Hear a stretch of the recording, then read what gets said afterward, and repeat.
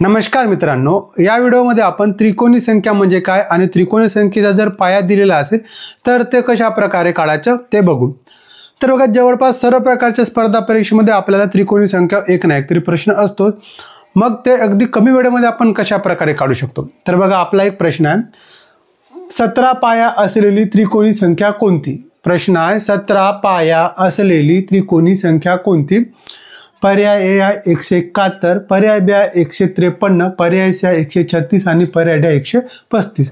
तर यापैकी योग्य उत्तर काय आहे हे आपल्याला काढायचं आहे। तर बघा, सर्वप्रथम आपण त्रिकोणी संख्या म्हणजे काय ते बघू। तर त्रिकोणी संख्या म्हणजे काय, तर अशा संख्या ज्या काही बिंदू वापरून आपल्याला त्रिकोणाच्या आकारात मांडता येईल। अशा संख्या जे काही बिंदू वापरून आपल्याला त्रिकोणाच्या आकारात मांडता येईल, की आपल्याला सोप्या रूपात म्हणायचे झाल्यास लगतच्या दोन संख्यांच्या गुणाकाराचे निम्मपट त्याला आपण त्रिकोणी संख्या म्हणू। तर आपल्याला एक संख्या दिली असेल तर तिच्या समोरची संख्या घेऊन त्यांचा गुणाकार करायचा आणि त्यांना 2 ने भागा, येणारी संख्या ही त्रिकोणी संख्या होईल। तर आपण त्यांना त्रिकोणी संख्या म्हणतो। जसे बघा, आपण जर बघायचे गेलास, इथं आपण एक बिंदू घेतला म्हणजे एक झालं त्रिकोणी संख्या। नंतर बघा, आपण दोन बिंदू घेतलं तर बघा, आता एकूण बिंदू किती झाले, 3 बिंदू झाले। मग 1 अधिक 2 बरोबर किती, 1 अधिक 2 झाले 3, म्हणून 3 त्रिकोणी संख्या होतील। त्यानंतर आपण बिंदू घेतलं, 1 2 झाले, त्यानंतर 1 2 आणि नंतर आपण घेतलं 3, त्रिकोणाच्या आकारात हे 3 बिंदू घेतलाय। आता बघा, 1 त्यानंतर 2 नंतर 1 2 3, मग आता यांची बेरीज केलं 3 2 5 अधिक 1 6, म्हणजे 6 काय झाली त्रिकोणी संख्या। नंतर जर घेतलं 1 बिंदू 2 बिंदू 3 बिंदू 4 बिंदू त्रिकोणाच्या आकारात आपण मांडलाय। आता यांची जर बेरीज केलं तर 1 2 3 अधिक 4, मग 4 अधिक 3 7 अधिक 2 9 अधिक 1 10, म्हणजे 10 काय झाले त्रिकोणी संख्या। तर आपल्याला त्रिकोणी संख्या म्हणजे काय समजले असेल। अशा त्रिकोणाच्या स्वरूपात मांडल्यानंतर आपल्याला जी संख्या मिळते तिला आपण काय म्हणतो, त्रिकोणी संख्या।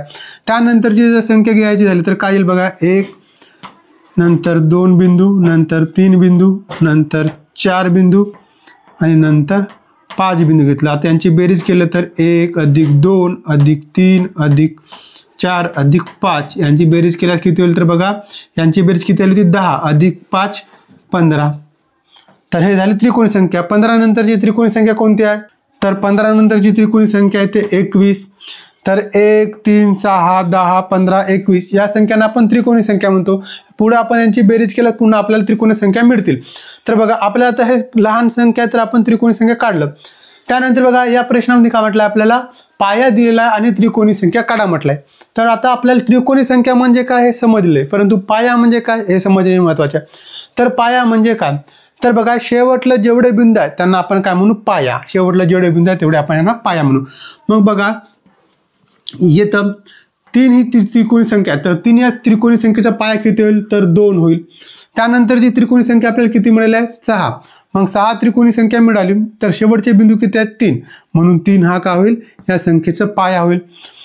त्यानंतरची त्रिकोणी संख्या किती आहे, 10, 10 या त्रिकोणी संख्येचा पाया कोणता होईल, तर बघा इथं 1 2 3 4 बिंदू आहेत, म्हणजे 4 हे या 10 या त्रिकोणी संख्येचा काय होईल, पाया होईल। नंतरची त्रिकोणी संख्या आहे 15, मग 15 या त्रिकोणी संख्येचा पाया किती होईल, तर 15 या त्रिकोणी संख्येचा पाया किती होणार, 5 होणार। तर आपल्याला पाया दिलेला असेल तर त्रिकोणी संख्या काढता येतो आणि त्रिकोणी संख्या दिली असेल तर आपल्याला त्या त्रिकोणी संख्येचा पाया काढता येतो अशावर। जसे आपल्याला इथं 21 दिला आहे, मग 21 या संख्येचा पाया किती असणार, तर 21 या संख्येचा पाया किती होणार, तर मग 21 या संख्येचा पाया किती होणार, तर 6 होणार। तर बघा, आपल्याला हे लहानात लहान संख्या तर आपण अशा प्रकारे काढू शकतो, पण आपल्याला मोठी संख्या दिली आहे, जशी आपल्याला दिली आहे मग 17 पाया असलेली त्रिकोणी संख्या कोणती। तर बघा, आपल्याला 17 ह्या पाया आहे, तर आपल्याला मग असे प्रत्येक बिंदू आपण 17 पर्यंत नेणार का आणि नंतर त्यांची बेरीज करणार का, तर नाही। तर यासाठी एक सूत्र आपल्याला लक्षात ठेवायचं आहे।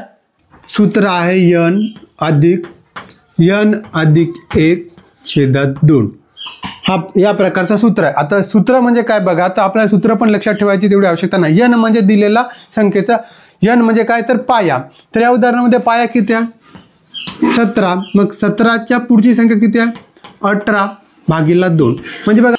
तर बघा, आपल्याला जर पाया दिलेला असेल आणि त्रिकोणी संख्या काढा म्हटले तर जो पाया दिला त्या पायाच्या पुढच्या संख्ये आणि पाया यांचा गुणाकार करायचा आणि भागीला 2 करायचा, आपल्याला त्रिकोणी संख्या मिळेल। आता बघा, 17 गुणिला 18. तर 17 गुणिला 18 आपल्याला करायचं आहे. तर गुणाकार न करता अगोदर आपण भागाकार करू, त्यामुळे आपल्याला गुणाकार सोपं जाईल. 2 9 18 म्हणजे इथे 9 म्हणजे राहिले किती आता, तर आता राहिले 17 गुणिला 9.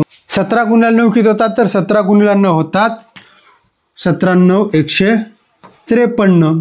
17 9 153 म्हणजे पर्याय बी हा आपला बरोबर उत्तर आहे. म्हणजे 17 पाय असलेली त्रिकोणी संख्या कोणती, तर 17 पाय असलेली त्रिकोणी संख्या कोणती आहे, तर 153 ही संख्या आहे. त्यानंतर आपण पुन्हा एक उदाहरण घेतलं आहे. 20 पाया असलेली त्रिकोणी संख्या कोणती.